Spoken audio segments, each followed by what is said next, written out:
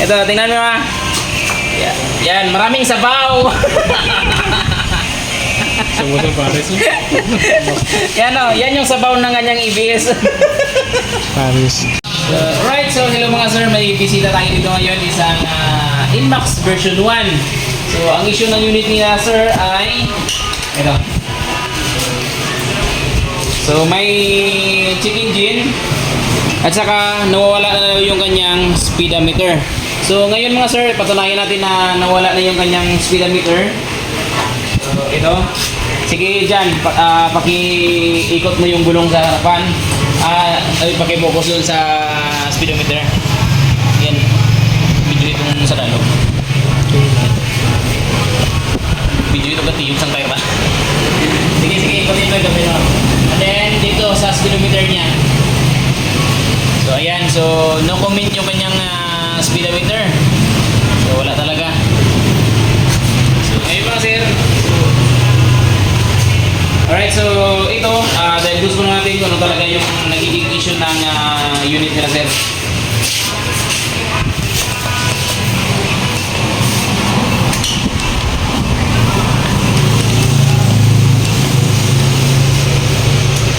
Alright, so check natin yung kanyang fault code. Ayan.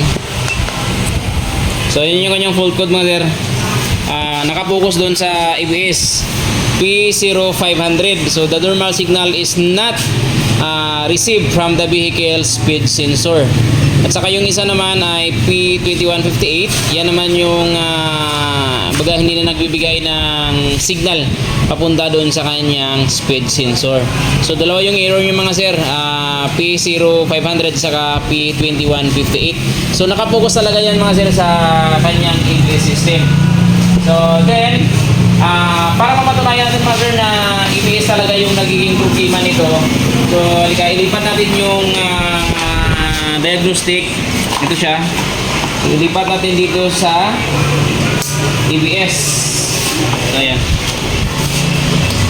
Ito. So observe nyo mga sir, kung try natin kung makaya pa bang ma-locate ng scanner natin yung kanyang ABS. So check natin yung kanyang ABS. Ito. Ayan mga sir. So nag-connection failed na. Isa pa.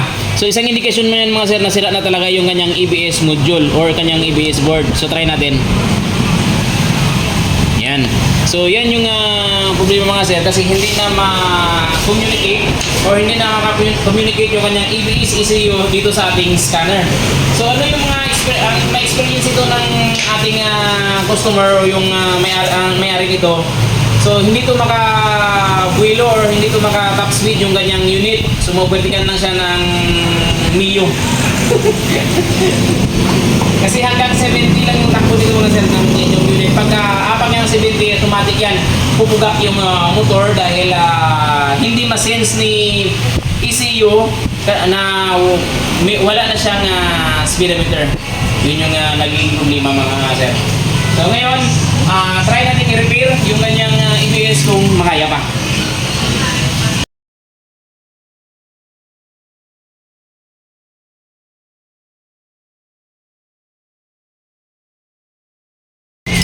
Kaya ito pala mga sir na hindi na ma-read yung kanyang ABS dahil puro putok lahat ng kanyang fuse mga sir.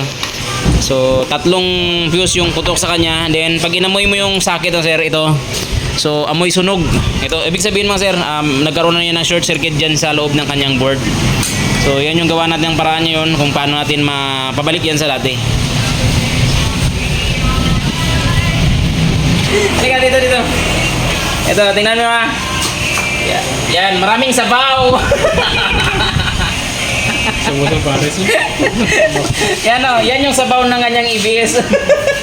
Paris. Grabe talaga ito nangyari sa kanyang motor. Yan. So, ito na yung naging status ng EBS ni sir. Ayan. Yung chamber niya, sobrang sunog na rin. Pati yung kanyang ABS motor, ayan, sobrang sunog na rin, matigas na masyado yung bearing. Then, ayan mga sir, sobrang sunog talaga yung mga terminal niya. Pati mga kanya, sunog na rin. Ito. Yung kanyang mga coil. Ang pinakamalala dito mga sir, yung kanyang board. Ayan, sunog lahat. At saka sunog din dito sa kabila. So, shorted talaga ito mga sir. At ito na yung kanyang ABS So, ito, system, sir. Yan, try namin gawa ng paraan kung ma-survive pa to. Yung kanyang mga coil ay naayos na natin at nalinisan na.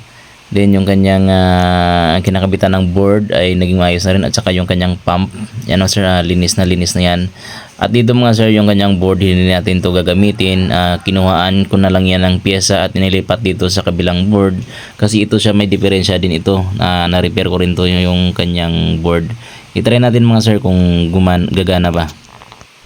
At ito na mga sir ay nasalpak na natin yung EBS board. Ang purpose talaga natin dito mga sir ay ipabalik natin sa dati yung kanyang EBS system.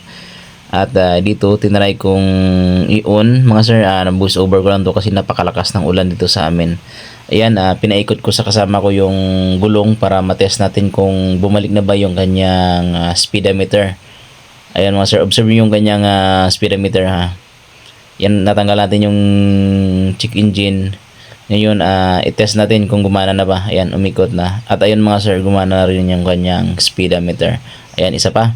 Ayan, ayun mga sir, properly working na talaga yung kanyang EBS system or yung kanyang speedometer. May i-road test natin.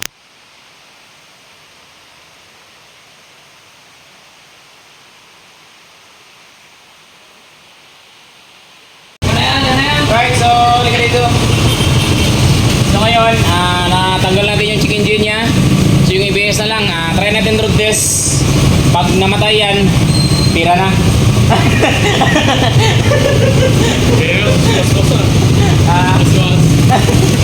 Namatay yan, tira na. Pag hindi namatay, tira pa rin. Kasi kung tinayos natin yung kanya sa leader.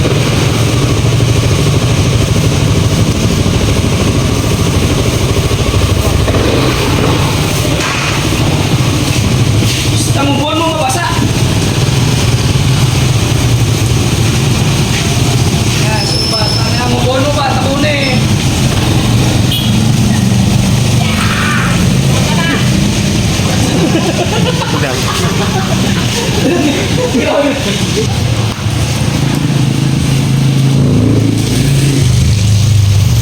May tao? Oh.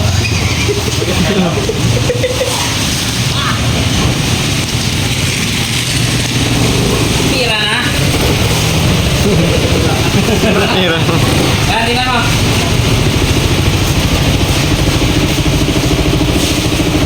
Talagang malinis na. So malinis pa sa mukha ng malinis pa sa mukha ng gumawa.